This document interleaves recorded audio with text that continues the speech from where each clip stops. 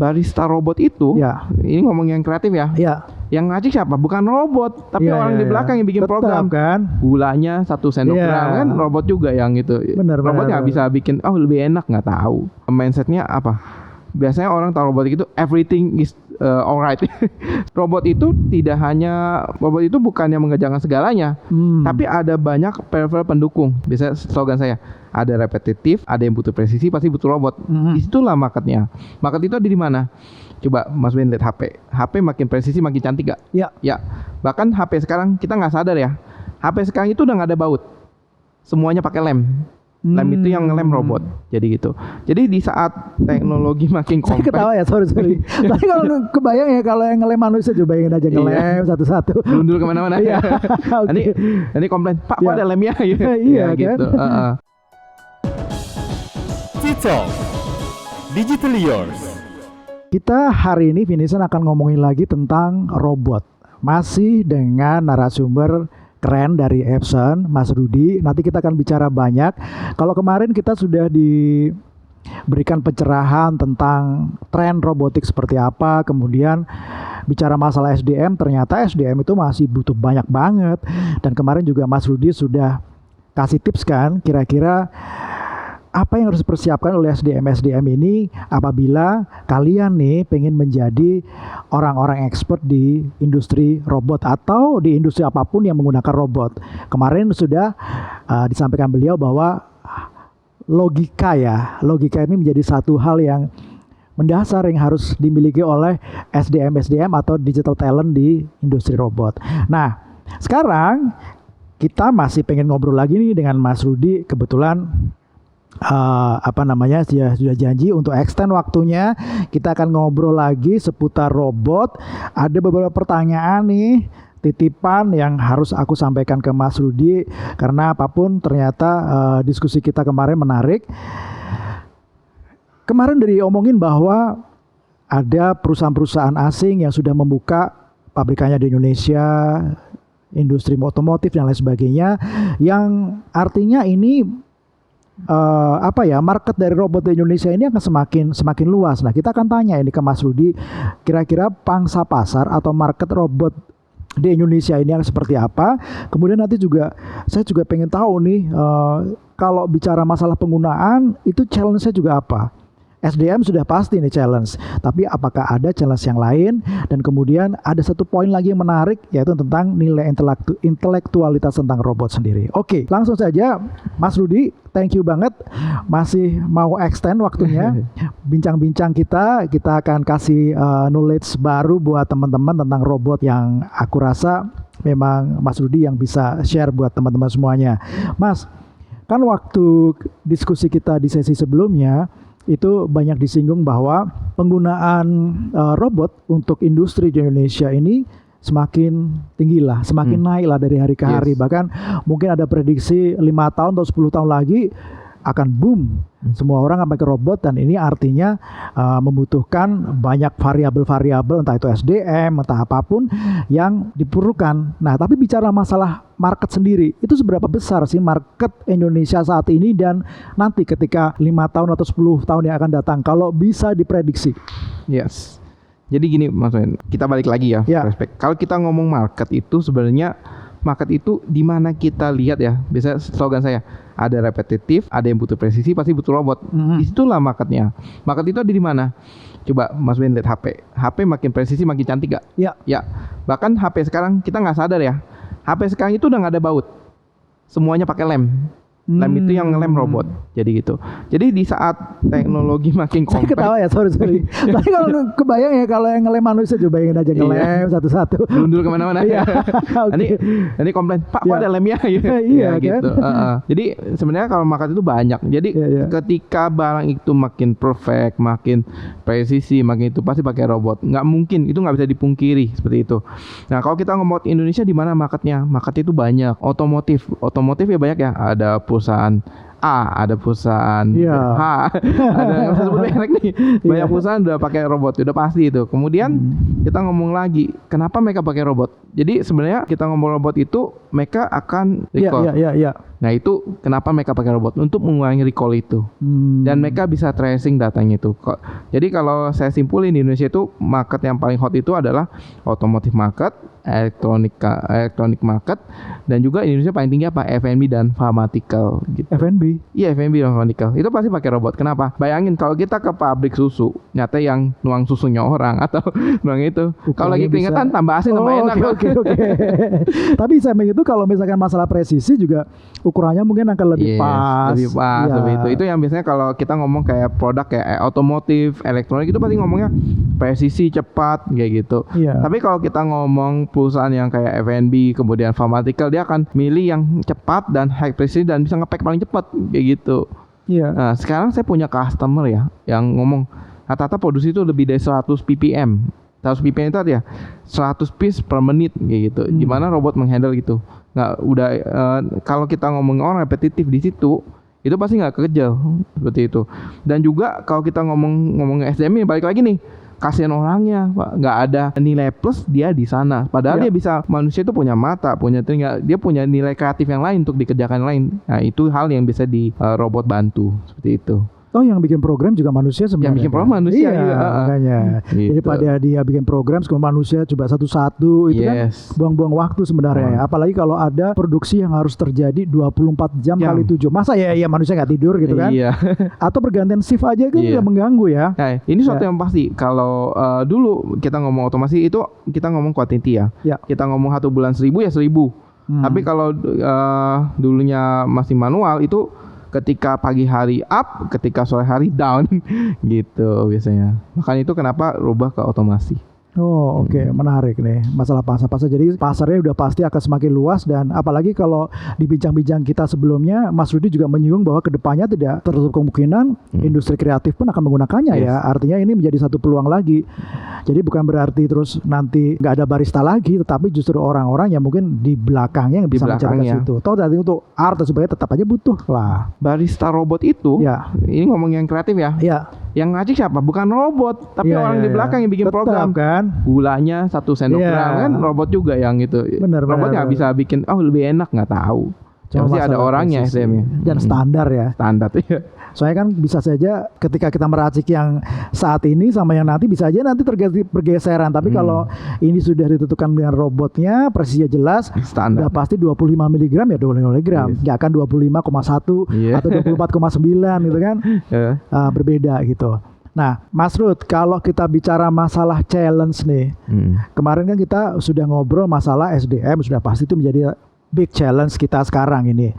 Ada nggak sih challenge yang lain gitu yang kita hadapi sekarang terkait dengan penggunaan robot ini?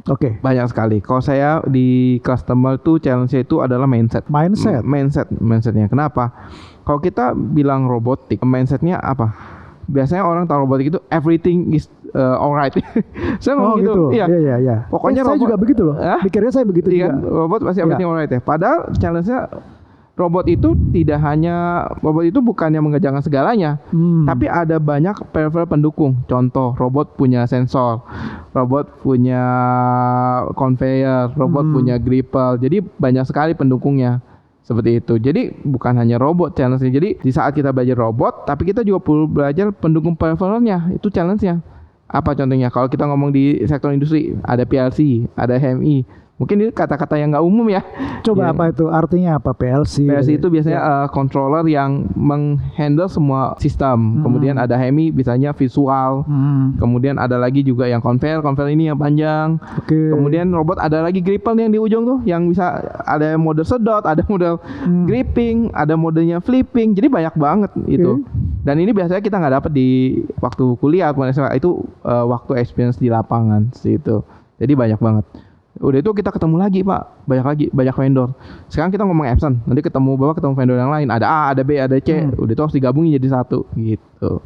Jadi banyak sekali. Jadi praktek di lapangan memang kadang-kadang harus terintegrasi dengan banyak lain. Iya, perusahaan lain. Oke. Siap. Ada challenge lain kira-kira? Challenge lain kira-kira ada nggak? Challenge lain. Kalau SDM kan udah ya. Iya.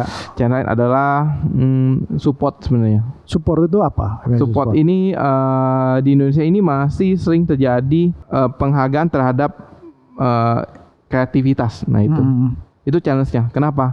Saya pernah ada partner, yang satu partner dia bikin program, bikin sistem, udah jadi, tau-tau di copy sama sebelah. Nah itu challenge-nya yang paling gitu. Gimana memproteksi challenge itu? Gimana menghargai suatu nilai, suatu yang kita ciptakan ya. Robot yang ciptakan beda lagi. Oke, mungkin ini pertanyaan titipan ini dari Vinison ini mungkin ada kaitannya ya. Bagaimana nilai intelektual mengenai robotik di Indonesia? Saat ini di Indonesia ini kalau menurut saya robot itu masih diukur suatu barang. Jadi kalau kita jual sistem, mereka akan lihat bahan bakunya berapa, barangnya berapa. Tapi untuk intelektualnya mereka masih kurang menurut saya. Ini yang perlu dikembangkan. Menurut saya mungkin kita bisa dari berapa teman-teman manufaktur ataupun dari maker-maker mungkin bisa kerjasama untuk menaikkan sisi ini. Tapi saya bingung ya, ketika mesin robotnya dari luar negeri harganya sama mahal. Tapi kalau ketika orang Indonesia made in Indonesia yang bikin mesin, kenapa harganya lebih rendah? Itu berarti kan nilai intelektualnya masih belum dihargai ya. Setuju ya? Saya soalnya sering beberapa kali dampingin, padahal mesinnya sama, satu made in overseas, satu made in Indonesia, tapi kok harga Indonesia diminta turun 30%. Artinya nilai intelektualnya belum dihargai. Padahal itu yang harus kita naikkan, buat naikin perusahaan-perusahaan yang lokal integrator made in Indonesia ini biar berkembang gitu. Emang penyebabnya apa itu? Kenapa kok intelektual nilai value-nya dinilai rendah gitu dibandingkan dengan mindset-nya? Iya, mindset kita kan produk luar lebih bagus pada produk dalam negeri lebih bagus. Saya sering kayak gitu. Padahal menurut saya engineer orang Indonesia lebih canggih daripada di luar. Padahal kalau di diskusi kita kemarin kan bahwa robot ini kan yang memiliki nilai lebih itu kan tergantung dari apa itu solusi yang dikembangkannya, bukan? Yes, betul. Nah, kalau orang lokal kan harusnya dia lebih paham challenge kebutuhan lokalnya gitu ya. Yes, betul. Nah, itu tantangannya. Harusnya lebih mahal ya? Ya harusnya lebih mahal. Harusnya lebih mahal, iya. Kayak di luar ya, saya tahu ya. Misalnya harga barang, sistemnya, barangnya ya, kita ngomong hardware-nya 500 juta. Kadang software-nya, kita intelektualnya 500 juta. Kalau di sini enggak, 500 juta tambah 10%, kayak gitu. Nah itu yang harus gimana mungkin pemerintah yang melindungi atau dari badan lain atau dari asosiasi yang membantu ini. Jadi nilai intelektual itu akan naik. Di mana nanti ada banyak solusi-solusi yang berkembang di Indonesia yang menjual ke Indonesia mungkin sampai overseas itu. Sekarang kan kita tanya berapa banyak sih perusahaan lokal yang ekspor mesin ke luar negeri, mungkin dikit. Padahal di luar negeri mereka rebut pasarnya kita. Perusahaan dari Singapura, perusahaan dari Amerika, perusahaan dari Thailand jual mesin ke kita. Padahal harga mahal, kok mereka mau? Kita tahu lebih murah nggak mau. Nah ini yang masih tantangannya. Gitu. Tapi sesungguhnya mungkin bisa saja brand itu bisa dari mana saja gitu. Tetapi mungkin buat pelaku industri, barangkali mungkin procurement juga. Tolonglah. Ya, jadi apapun brandnya gitu, apapun teknologinya gitu, kadangkala memang yang memiliki keunggulan itu justru ada di apa itu namanya sistem yang dikembangkan atau solusi yang menjadi solusinya gitu. Dan orang-orang lokal mungkin bisa dibalik Exxon atau dibalik brand lain itu justru yang memberikan nilai tambah ya. Nilai tambahnya justru itu. Jadi kalau orang lokal bisa menangkap isu lokal itu harusnya nilainya lebih mahal, lebih tinggi gitu. Jadi mudah-mudahan habis mendengar ini Mas, para pelaku industri procurement juga bisa memahami. Kadang-kadang kan dari sininya, dari usernya sudah memberikan penjelasan, tapi kan dari pihak procurement barangkali memiliki penilaian yang lain barangkali, atau ya ini harus kolaborasi lah. Ini bisa menjadi satu pertimbangan baru nih. Jadi biar anak-anak Indonesia juga makin kompeten, makin dibutuhkan mau dimanapun mereka gitu. Ya kalau dalam hal ini kita kan bicara Epson ya, mungkin orang-orang Indonesia yang dibalik kecanggihan robot Epson, dibalik kecerdasan robot Epson inilah yang harus anak-anak Indonesia. Anak Indonesia, dan ini solusinya harus dinilai mahal juga. Jangan ini pengembang sistemnya siapa? Bule atau orang Indonesia? Iya. Maksudnya orang Indonesia lebih mahal ya gitu ya. Orang Indonesia lebih mahal. Gitu. Jadi jualannya Epson nanti harusnya lebih mahal kalau disupport orang Indonesia.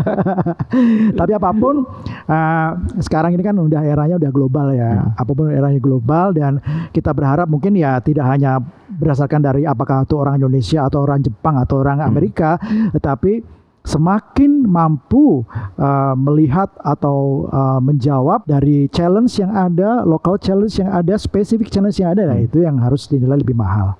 Siapapun orangnya. Dan ini challenge buat orang Indonesia juga untuk bisa jadi kompeten ya.